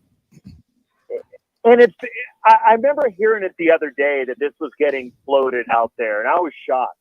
That would go on. There'd be that backstabbing, if true. Yes. And look, in no way, shape, or form am I questioning Doug Haller is as professional as a reporter as there is. So I'm not questioning him at all. I do believe his reporting, and he wouldn't go out there with something if he didn't have a lot of sources and evidence to prove it. But I'm just stunned that this type of behavior would go on internally. I don't want to believe it's true. It certainly is startling that this would happen, and you feel awful for Herm if that's the case.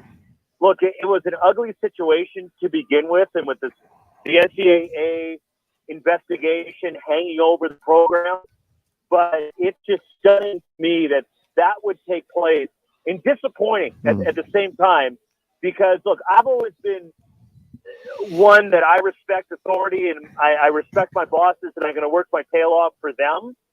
So to betray that trust is really disappointing if the story happens to be true. And on top of that, Roxy, then we'll move on. If there are individuals that are complicit with this or very aware of this and did not report this to either put the kibosh on it, and Ray Anderson's got to go through and look at emails and cell phones, all the above, because those are part of the ASU program, then there's got to be some major changes within the athletic department, if not the coaching staff. And it's troubling to think about the steps they would have to take, right? That if they can find some validity to this story, that it would be a tough task for Ray Anderson and his staff. And it's just an ugly situation that's getting worse, right? Because we know of the investigation, and then for Herm to be let go after the loss to Eastern Michigan last weekend. And now for this story to come out, it really is troubling and disappointing to see it. All right, let's run through some of the games, because there are some terrific games in the Pac-12. And the first one features USC and Oregon State, and people are saying, well, why are you talking about the Beavers? I'm talking about the Beavers because the Beavers are undefeated, and the Trojans struggle when they go to Corvallis all the time, Roxy. How do you see this? Talking about an Oregon State team that's pretty... The wins that Oregon State have come against good competition. When you win at Fresno State, you handle Boise pretty easily, it looked like, at home. And then they put 68. The dog right now in USC coming in. So I'm anxious to see this game, how it turns out Saturday night in Corvallis. I got to tell you, John Smith's done a phenomenal job, and I think we all are too. That game will be on the Pac-12 Network. All right, how tough will it be for Oregon to go into Pullman and beat a red-hot Wazoo team right now? I mean, you cannot sleep on the guys in Pullman right now, especially up there in Pullman right now, Roxy. And I had them last week. I was up there for the Washington State convincing win over Colorado State. That's a good football team, Washington State. It's not just a fluke they went back to Madison and won. And it's first off, it's a shame that both Oregon State and Washington State are not ranked at this point. But they're not. Saturday, I don't think we need to ask that question again. They will be ranked. I was struggled offensively the first couple of weeks. It was inconsistent for Cameron Ward, the new quarterback. But defensively, they've been very good in each of the first 3 games. And I would anticipate that continuing. They're not the most physical team in terms of size, but they're quick and they're athletic. And they run that scheme that Jake Dickert wants very well. And they create turnovers and they get to the quarterback. The thing that jumps out to me from this matchup for Saturday is the size of front Oregon and how Washington State counteract that. That they just can't sit there and let the Oregon Ducks offensive line maul them. There's going to be a lot of movement and some quick reactions with the Washington State defense. And they're going to try to keep Oregon guessing. And that's going to be the interesting matchup. The game within the game for me is to see how Washington State's front seven defensively matches up with the Oregon front. Last but not least, Rox, I know you got your game there in Colorado with Chip Kelly, UCLA. Let's talk about the Devils tomorrow night with all the I guess bombs dropping around this program at Arizona State. How do you, Sean Aguano? I know Sean real well. Chandler High School, outstanding coach. As just be competitive is all you can ask for ASU against Utah tomorrow night. I'm anxious to see how they respond. Right from a standpoint of it's us against the world right now in terms of they lost their leader and now have to rally around Sean as an interim head coach. And they have, at least to me, guys, I still think Utah is the best team in the league. Even though USC is unbeaten, they're the highest ranked team. I still think Utah is the best team. And that's what Arizona State has to contend with Saturday night. And look, Eastern Michigan ran right down their throats last week. Yeah. I'm scared to think what Utah could do because Utah is one of the premier running programs to me with that offensive line and Tavion Thomas and Mekhi Bernard, the freshman Jalen Glover, the way they can move the football. That's the biggest adjustment. How is Arizona State going to slow down this Utah running game? And if they couldn't stop Eastern Michigan last week, how are they going to stop Utah? That has to be a huge concern for ASU and Donnie Henderson, the defensive coordinator. We got about a minute left. Quickly, your game that you're going to be working. Can you really tell yet how good UCLA is? They really haven't played anybody. No. And I don't think we may not know until they play Washington next Friday, to be honest with you. Okay. Because Colorado's, they're 0-3 and the Buffs haven't looked good. Mm-hmm. But I just got done meeting with Carl Durrell and his staff. You wouldn't know they're 0-3 by talking to them. They're energetic. They seem to be in good spirits and a good feeling about tomorrow. But UCLA was tested. South Alabama's pretty good. And the Sun Belt has shown you it's a pretty good league. Yeah. So I think we learned a little bit about UCLA, but there's still a lot more to learn. But it's an experienced team with a quarterback now in his 5th year starting at UCLA and DTR. It's always great, pal, when we have you on the show. We always appreciate you taking time. Have a great call on your game tomorrow. Thanks, guys. Appreciate you having me on as always. That's Roxy Bernstein, Pac-12 Network. He'll be working the UCLA Colorado game. You can follow him on Twitter at Roxy Bernstein. Well, are you in the need for a new patio grill set for your backyard? Well, that sounds good to me. It's your chance to win one right now. Just text PEAKS to 55678. That's PEAKS to 55678. The patio set is courtesy of Twin Peaks, Blue Moon, and Coors Light. And after you enter, standard message data rates do indeed apply. Well, it's week number 3 of the NFL football season. There are some key early college games as well that may affect conference standings. Guess who's coming up? Scott Spreitzer. That's right, of DocSports.com. He's going to break down some games for us. It's next. Roc and Manuch with Jimmy B on Fox Sports.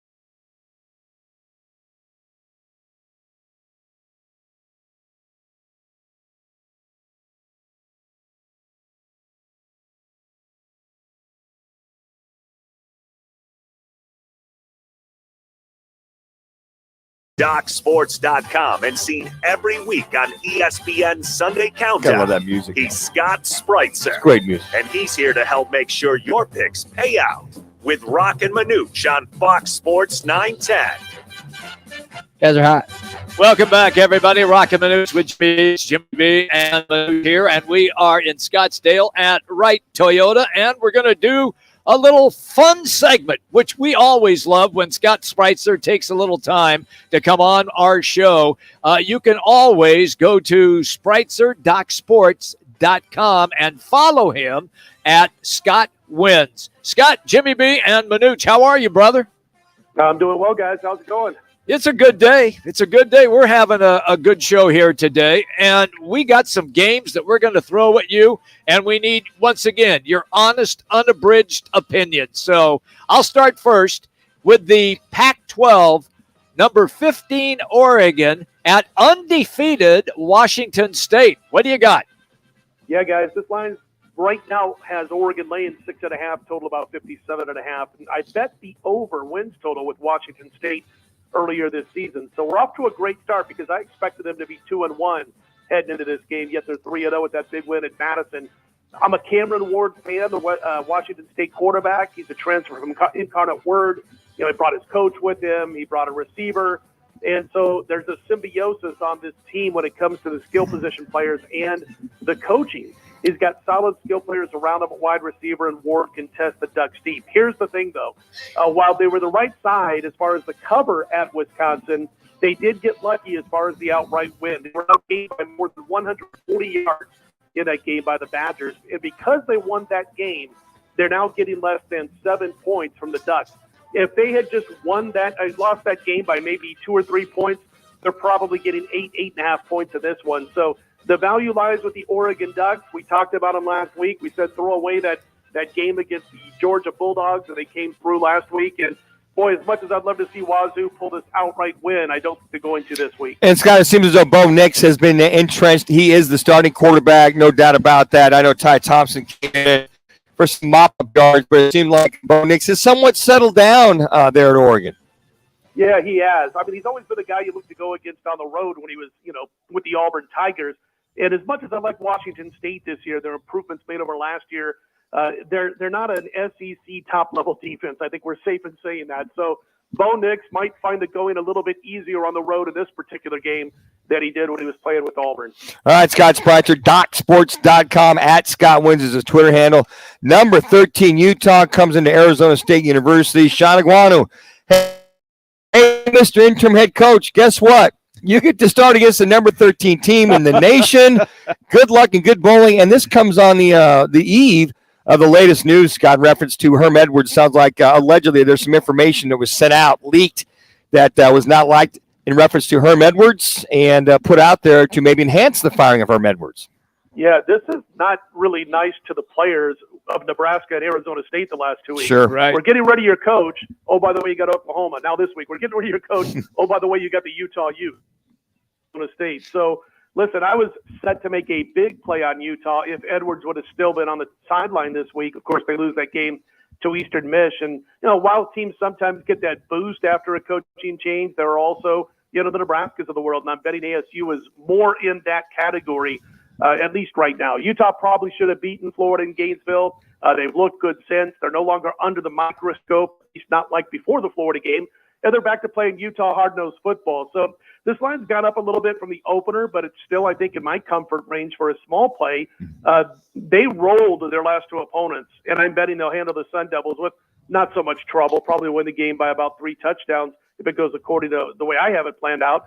And again, I had planned on making this a big play. Instead, it's a small play just because of the coaching change. It's always, a little bit interesting to see how a team is going to react when a coach has been removed during the course of the season. They had to do it, though, as far as I was concerned, but I still like Utah here. There may be a little more juice and energy with this offense. I think Sean Iguanu, when he was at Chandler High School, his philosophy is attack, attack, attack. You may not see the mundane offense you had. The defense, I couldn't tell you, but I think you're spot on in reference to that. But I think more low than anything, they should be throwing the football. How much more competitive is yet to be seen. That's the concern also with this big number, and that's why I dropped it down to a small play, because I'm concerned about the offense opening up and a backdoor cover. If they're out of it by, let's say, 21 points in the fourth quarter, I think they keep firing away with the new coach and the new philosophy on offense. All right, let's move to the National Football League, and I can't wait for this game. After what I witnessed with Baltimore and Miami and the way the Dolphins came back into that game, Buffalo Bills have thrashed everybody that they have played. They're headed to Miami to play in the heat and humidity. Are the Dolphins going to upset Buffalo, or do the Bills continue to roll? And is it still -5? Yeah. It's 5.5. There is a 4.5 out there on an offshore book. It has been as high as 6.5 this week. So it's basically 5.5, couple of fives out there for the most part. But yeah, they've looked like team perfection personified through their first two games. Excuse me. Well, Miami has been well coached for the most part, but they turned a horrible performance by New England into a week 1 home win, and of course the big comeback against Baltimore last week. I had to keep resetting my TV to see if what I saw was actually happening. That 35-14 comeback win. But they're a divisional home dog this week against a popular Bills team and a team that gets a lot of bets right now from everybody. And divisional home dogs have been bankroll builders. I believe it's now 18-3-2 against the spread the last 23. Buffalo crushed Tennessee and New England to start the season by a combined 55 points. And a fellow bettor by the name of Brad Powers here in Vegas did the research on the following. He said that a team has faced a playoff team in each of its first 2 weeks of the season 201 times in the NFL.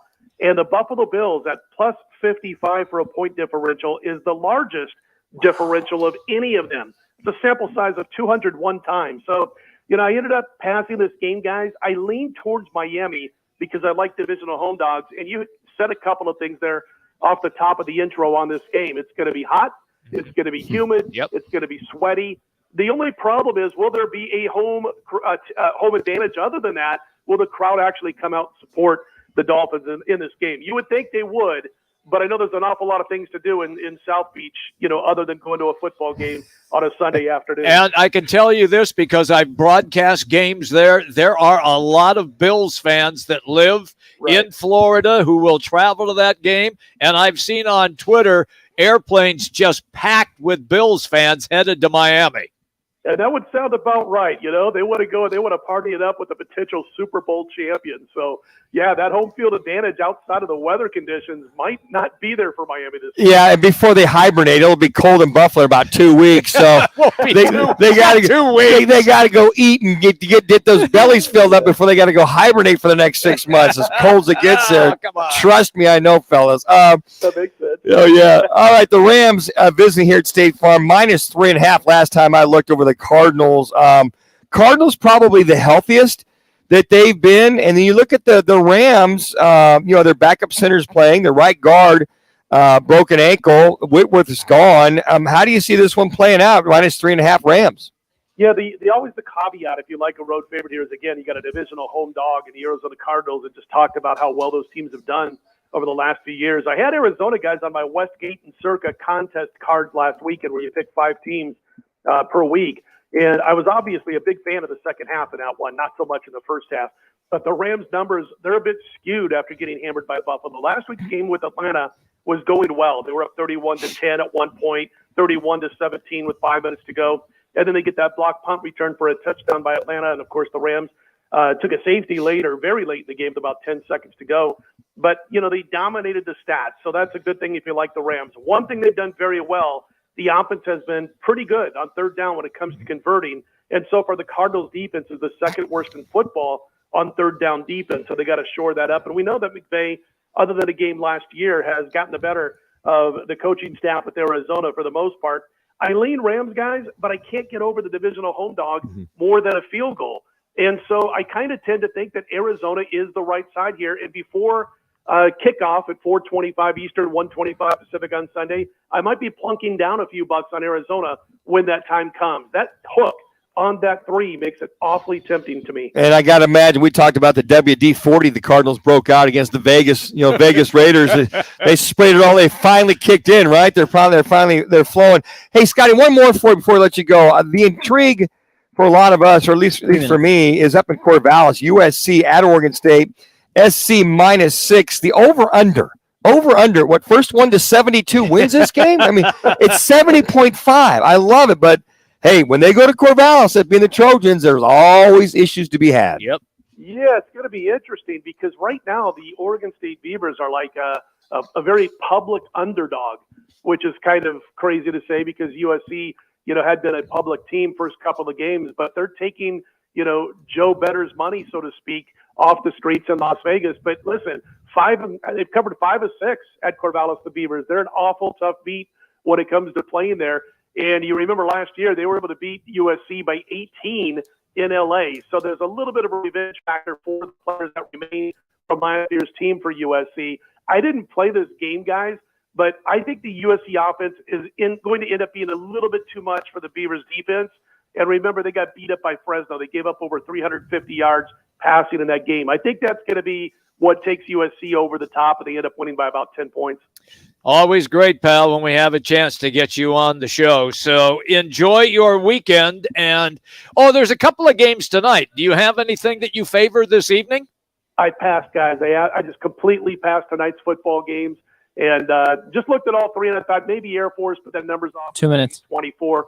Hey, Nevada played until like midnight Iowa City time. They did. Because of all the weather issues last week, and now they're playing on a short week. They're not a good team. 45 players from last year's roster are no longer on this team. So Air Force, if you had to bet something, might be the way to go. Okay. I just thought I would ask because I know that there's that game is live this evening. And I remember because I was starting to watch some of that Nevada-Iowa game. And they had all the thunderstorms. They had to clear the stadium, and it took them like 7 hours to finally finish that game. But they did get it done, Scott, so that's always a plus. And if memory serves me correctly, I think the Hawkeyes covered. Am I right on that? The Hawkeyes found offense. Yeah. Hallelujah. That line was like whatever it was. I don't know. It was crazy line. Yeah. 17, 18, 20 points, whatever. And I was basically betting on whether or not Iowa could get that far without 2 or 3 safeties involved. Crazy. You have a great weekend, pal. Thank you. Thank you, Scotty.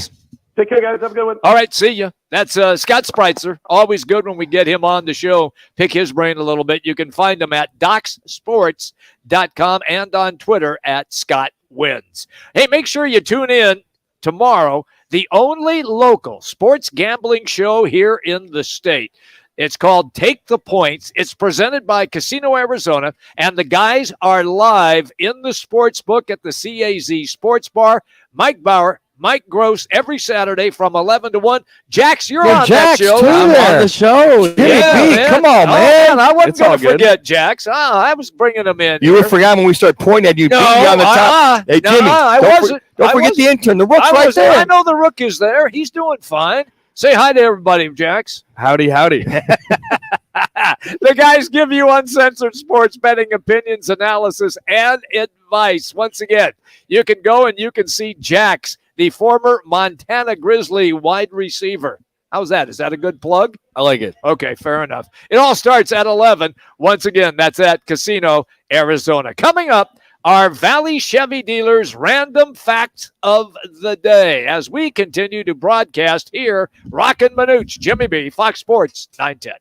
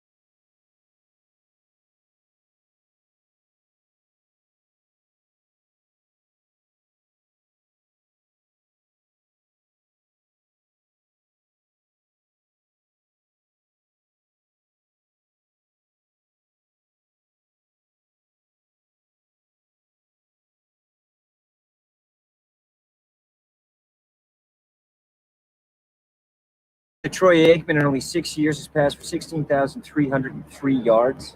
Did you know the career record for most hits is 4,256 by Pete Rose, who is not in the Hall of Fame? Do you know that my next door neighbor has 3 rabbits? Now time for Fox Sports 910's Roc and Manuch with Jimmy B to give you the random facts of the day driven by your Valley Chevy dealers. Find new roads at your Chevy dealer. For a dealer near you, head to valleychevy.com.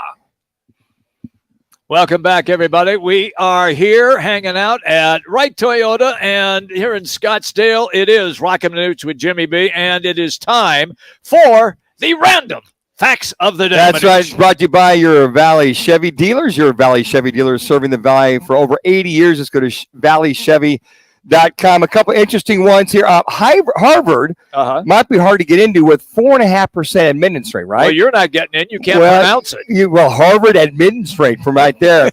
But try this on for size. Only 2.6% of Walmart applicants, you're having trouble, Jimmy, are accepted. How about that? Now we realize that this comparison isn't exactly flawless, but you have to admit that it's pretty much a funny fact. It's harder for you to go work for Walmart than it is to get into Harvard. Wow. Yeah, that's something that, hey, they don't take those greeters. That's just one of those things. You get into your mid-70s or something like that, you go be that greeter over at Walmart. The Lake Superior State University in Michigan offers, this is the true story, it's the fact, unicorn hunting license. What? Yeah, unsurprisingly, the chief herald of the unicorn hunters was once quoted saying, "The pursuit of the unicorn is lonely quest. We wish them nothing but good luck." Wow. They actually have a license. I don't know.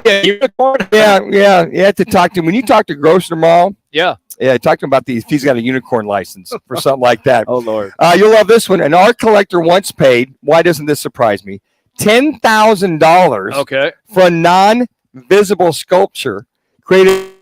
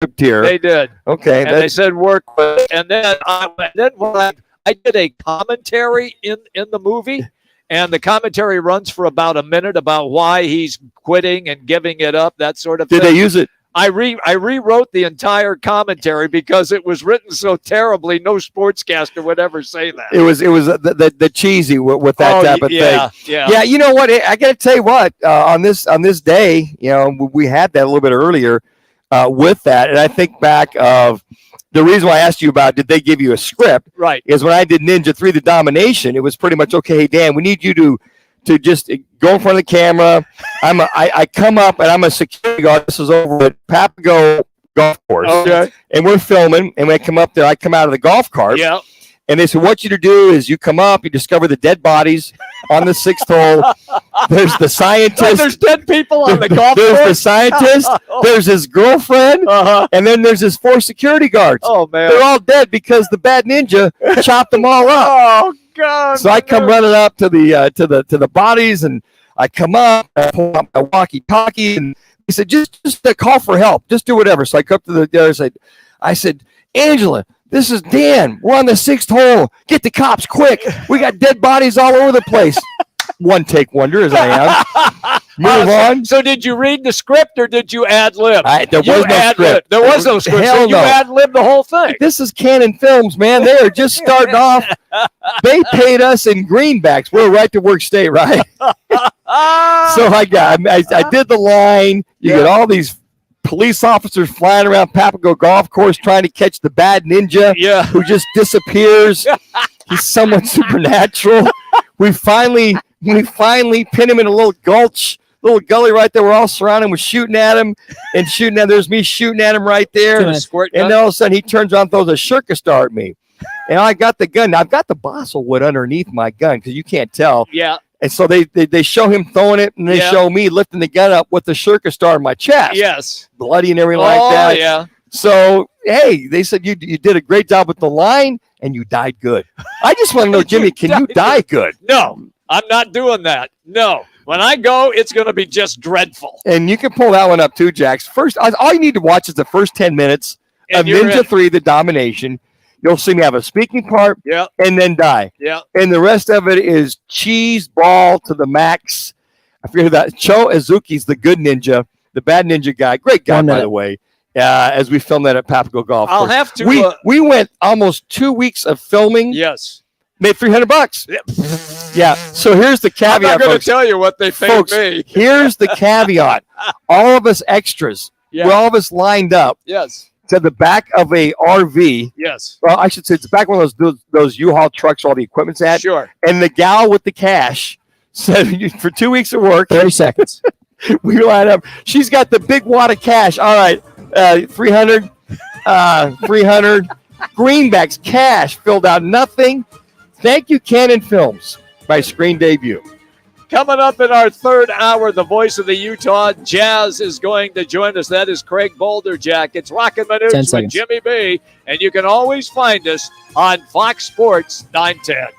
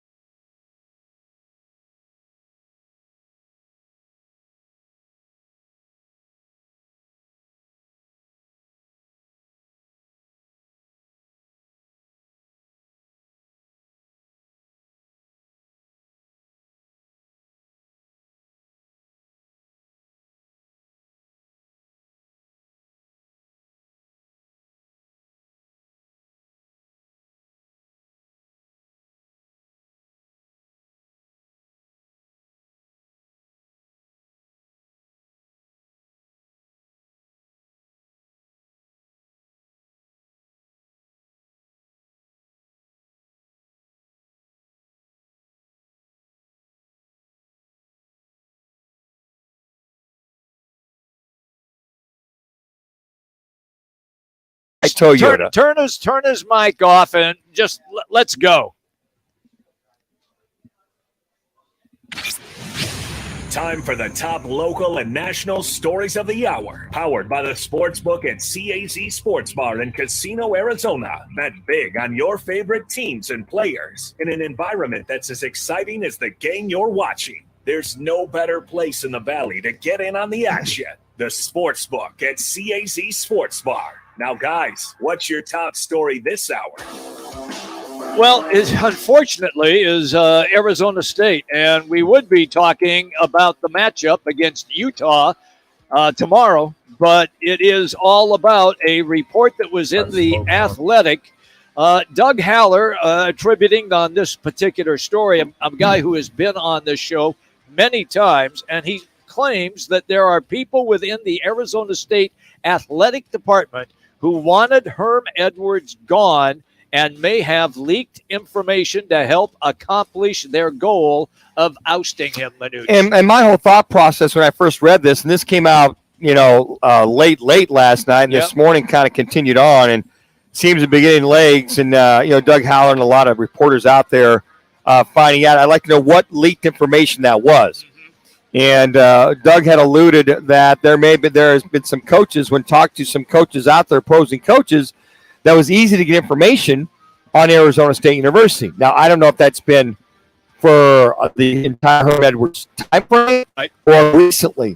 So, number one, that's really bad. It's very, very egregious. If intel on the game at hand has been released to the opposing team coaches, if there's intel within the way Herm Edwards has been running his organization, his staff, and all the above, has gotten to Ray Anderson and his staff, that's also very, very bad. Folks, this is just another huge black eye of these alleged allegations.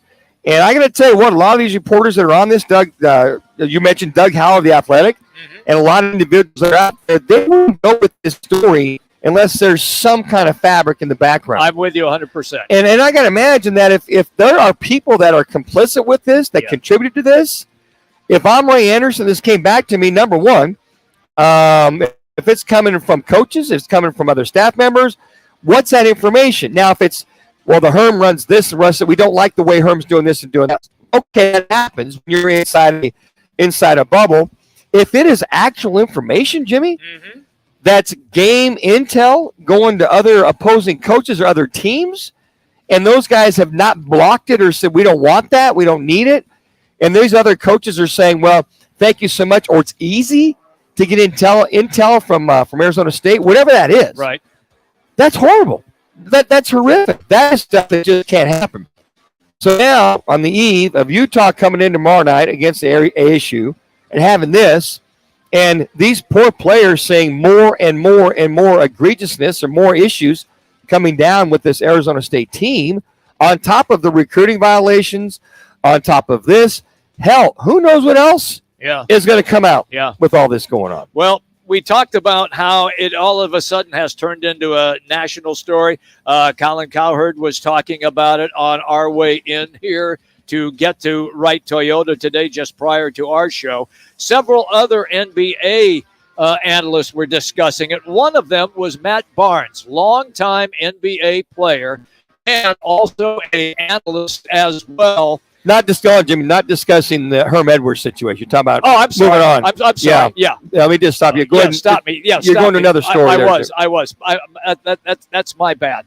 But the Herm Edwards situation is just so bad that it pops up prior to this game coming up tomorrow night, Manu. Yeah, we'll get to M Squared here in just a second. Yes. I think what you're alluding to is that this has become a national story. It has. It is just a horrible reflection on the ASU, not only the football program, the athletic department, the campus. Yeah. So I can imagine Michael Crow, if he isn't already aware of this, Michael Crow and Ray Anderson are going to have to sit down, see what the hell's happening. What is Ray Anderson known to this?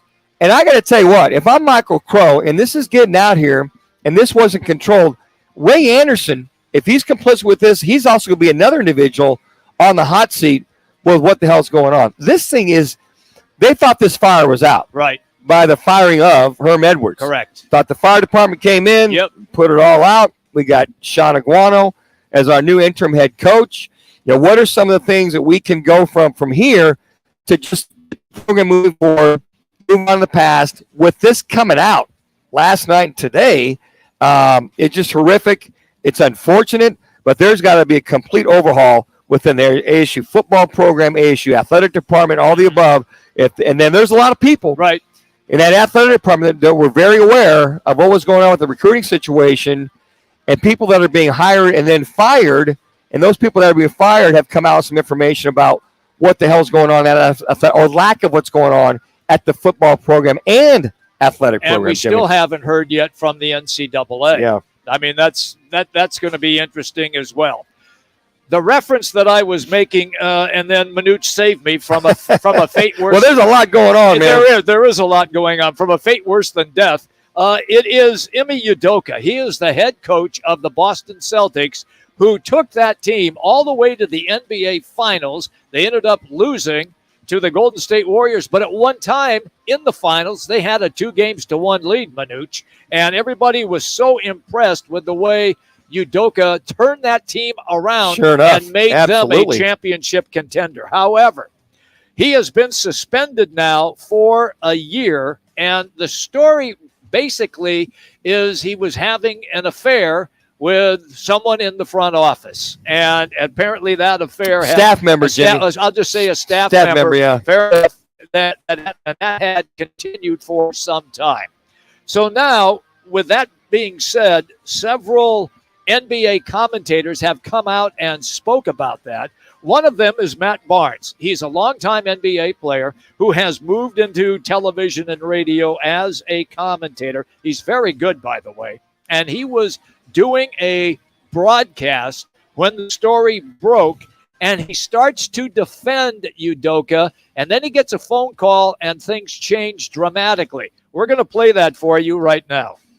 I spoke on this, Ime Udoka situation without having all the facts. And I think as a part of the media, often the media speaks to something, and when they're wrong, they won't come out and say it. And since I'm a part of the media now, and I tried not to be like everyone else, I try to, report and talk with facts and honesty. And I clearly have to say last night, without knowing all the facts, I spoke on Ime Udoka's defense. And after finding out the facts after I spoke, I erased what I posted because this situation in Boston is deep, messy. It's 100 times uglier than any of us thought. That's why I erased what I said. Some things happened that I can't condone, I can't back, and it's not my place to tell you what happened. If it ends up coming out, it ends up coming out. But that was the reason why I erased in my post last night, because after I posted it, I got a call from someone who had all the details and deep. So, man, praying for everybody involved. Hope everyone gets through this.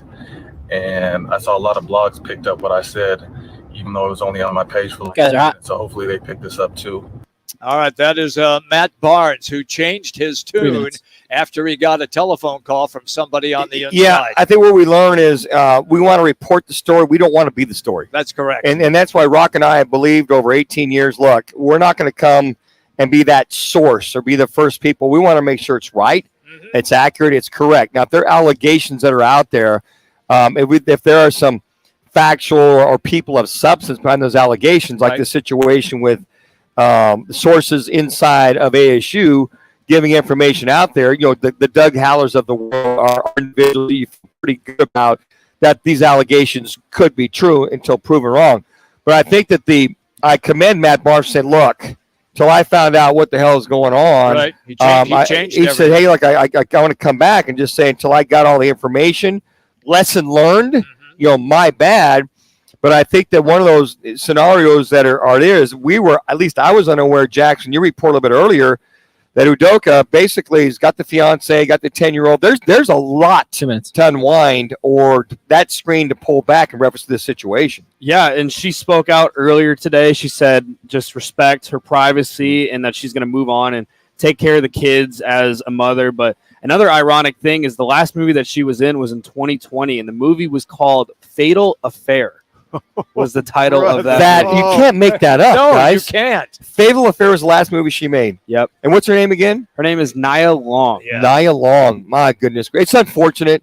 I mean, you know what? I'm not going to sit here and cast the first stone or all that kind of thing, but I think when it's within an organization as the head coach or manager, whatever, and if you're in a role of a manager, head coach, and you have subordinates, there's so many things that can happen. Correct. First and foremost, the code of conduct, the ethics within, and on top of that, if you are having an affair with somebody and you're married or engaged or girlfriend, whatever, and they come back and they have ill intentions, well, I'm going to sue you because of you've been with me and you wronged me and blah blah blah, and you're a manager, you're a higher up, and I'm a subordinate worker. Worker.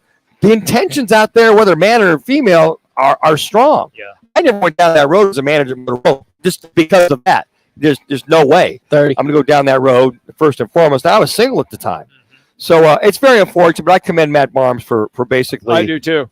Making a wrong right. Yeah, so we have the ASU story and the Boston Celtics story breaking pretty much today.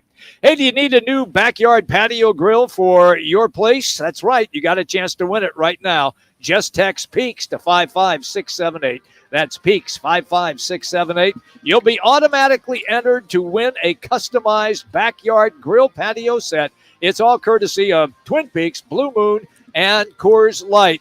And you can enter once a day. Standard message data rates apply. All right, coming up, our Learner and Row over-under contest. We'll give you a chance to compete against Kevin Rowe and win a $50 Visa gift card if you beat him. We'll take the third caller, 602-260-9191. Your chance to win. It's all coming up next. Roc and Manuch with Jimmy B, Fox Sports 910.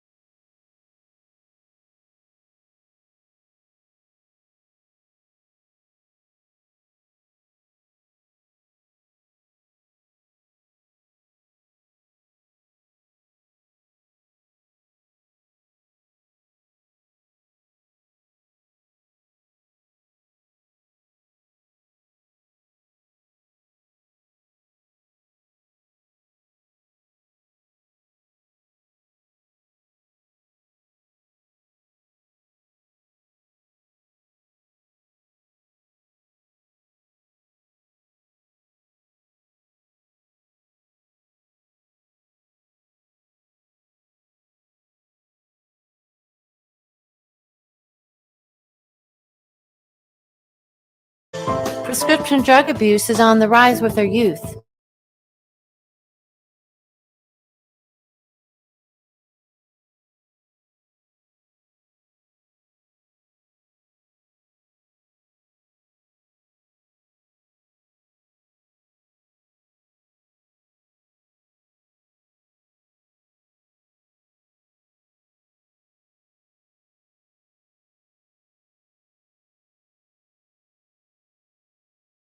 Attorney Kevin Rowe from Arizona's top full-service law firm, Lerner and Guys, I just lost Kevin. Roc and Manuch. Just give me a second. I'll get him back. One call, that's all.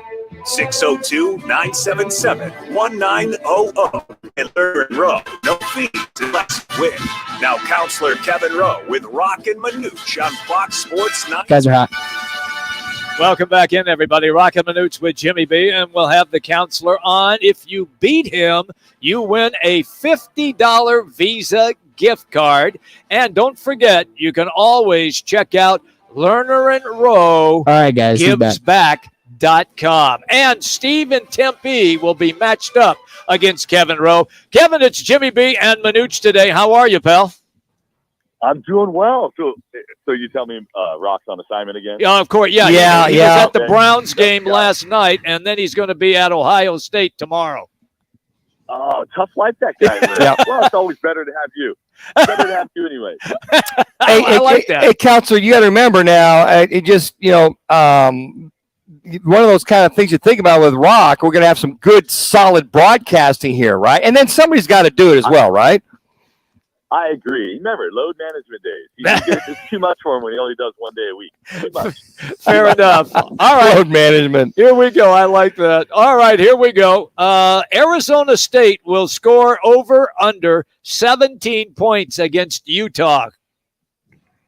So this was a tough one. So, Manuch, I am sure you're aware. I thought I told you, but I'm in our nation's capital right now. I know. Ben Quayle and his beautiful wife, Tiffany. And so we were going back and forth and trying to figure out who was going to win this. And here's what we're doing. We like Sean Aguano. Yeah. We think he's great. He did a great job over at Chandler. We think he's a player's coach. We think the players will rally around. So we're going to go. We know Utah is tough, but they're playing at ASU. We're going to go with the over. Ooh, he's going the over. Okay, I like that. Matter of fact, all right, what's Steve? We got Steve in Tempe there, Ben. What's Steve in Tempe got there, big fella? Steve said his heart is with over, but his brain is the under, so he's going to take the under. I'll go with the under. Okay. All right, Counselor. By the way, tell former Vice President Roc and Manuch, Jimmy B, and Jack's all said hi if you would, please. It'd be nice to give us a little love. Right? We will. All right, number 2, Utah will have over or under 385 yards of total offense. Utah will have over or under 385 yards of total offense. What you got there, Counselor? This is obviously another tough one because we want to pull for the hometown, but I think they're going to go with the over. Okay, got the over. Okay, what Steve got there, Ben? Steve also indeed took the over. All right. Yeah. Oh, man. I just hope that there's a stopgap there somewhere along the line. All right, we're going to move then to the NFL, Counselor. Here we go. Cardinals quarterback Kyler Murray and Rams QB Matthew Stafford will have over-under 625-yard passing. 625 passing yards. Combined. Yeah. Kevin, what do you got? Right. So I think the problem comes is you keep emphasizing the word passing. Yes. Total offense, I think we would all be happy and go over. Mm. Obviously, Kyler's coming off a wonderful game, running and having a great time with the big comeback win with the Raiders. Matthew Stafford's coming off a not-so-good game that he had last week. But I'm going to tell you this. When you say the operative word passing, I'm going to go with the under. Ooh, okay. What does Steve have to say?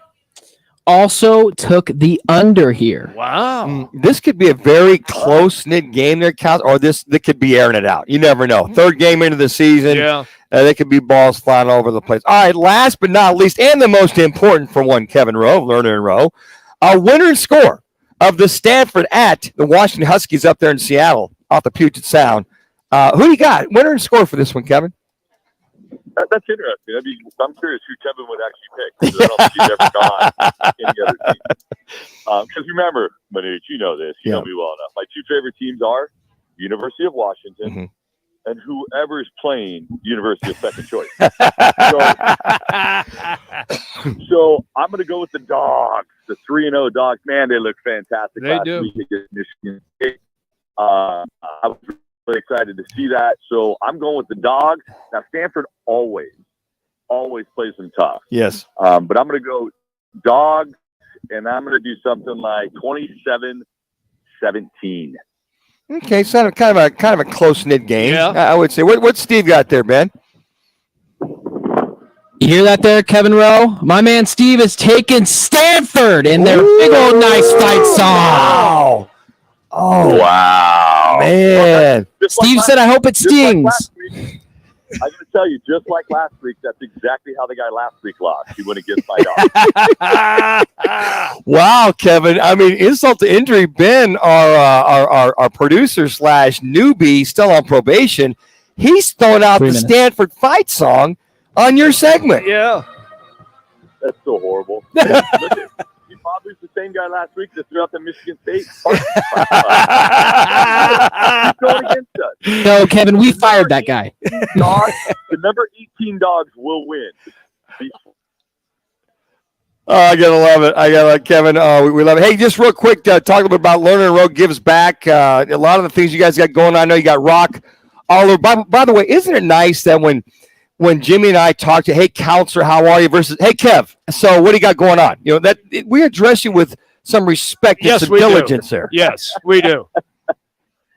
I really appreciate you guys. You got to get rid of the riffraff on this show. 2 minutes. So we got about 2 minutes, Coach. What do you got going on, though, with Lerner and Rowe Gives Back? So we got a lot of stuff going on, especially coming into this part of the year. Yeah. What do we have coming? This weekend, we have the Night of Hope Gala, which is a fantastic organization that fights childhood cancer. We have in October, we have a couple things this weekend, but I don't have the list in front of me. That's right. But starting in October is Breast Cancer Awareness Month. And I know October 1st, we go right into a 5K sponsoring, what is it, Pink Out for breast cancer Yes, awareness. yes. I know Lerner and Rowe Gives Back, second annual Las Vegas golf tournaments where we raise some money for Lerner and Rowe Gives Back in Las Vegas. That happens October 14th. So we're really excited about that. And hopefully we can raise a lot of money. And again, as you know, Manuch, every dollar Lerner and Rowe Gives Back raised, every dollar, every penny goes back to help those organizations within that state. So we absolutely love that. Lerner and Rowe Injury Attorneys underwrites both events, which is Lerner and Rowe Gives Back in Arizona as well as Lerner and Rowe Gives Back in Nevada. But everybody wants to go to Nevada. It's always a good time. Sure. Good time in Las Vegas. No. So come on out and support us. If you guys want to see what we do, if you're interested in supporting us and coming out for a good time playing some golf, Lerner and Rowe Gives Back.com. Hey, I know you're back there at the nation's capital. If you get a chance, stop by and say hi to JB for us, would you please? Right there in the White House. Yeah, 30 seconds. I know him as JB. The funny thing is today we were actually at the First Ladies Luncheon today, so I got a chance to see Jill Bite, the other Jill. Oh, wow. Yeah. Okay, yeah, great. Oh, man. You are kind of a big deal, he is counselor. a big deal, man. Oh, man. Oh, no, I'm not anything. Let me tell you, I'm not anything. I'm just with people that are big deals. That's if great. I could show you the view that I'm looking at right now. We're on a rooftop Yeah. at the Conrad Hilton Hotel. I see the Capitol building. Yep. I see the Washington Monument. Just wonderful. And the weather, fantastic. Nice, 75 degrees. That's Beautiful great. day here at the nation's capital. Well, if you would take a photo of that and then you text that back to me, we'll tweet that bad boy that Kevin Rowe is actually on assignment in the nation's capital. I love it. I'm on assignment now. Rock's on assignment. I'm on assignment. I love it. Manuch and I are just hanging out, talking on the radio. Hey, Kevin, thank you so much. We'll catch up the next week. And like we said, give our best to the vice president, his lovely bride. Will do. Take care. All right. See you. That's Kevin Rowe. Lerner and Rowe. And remember, Lerner and Rowe Gives Back.com. That was fun.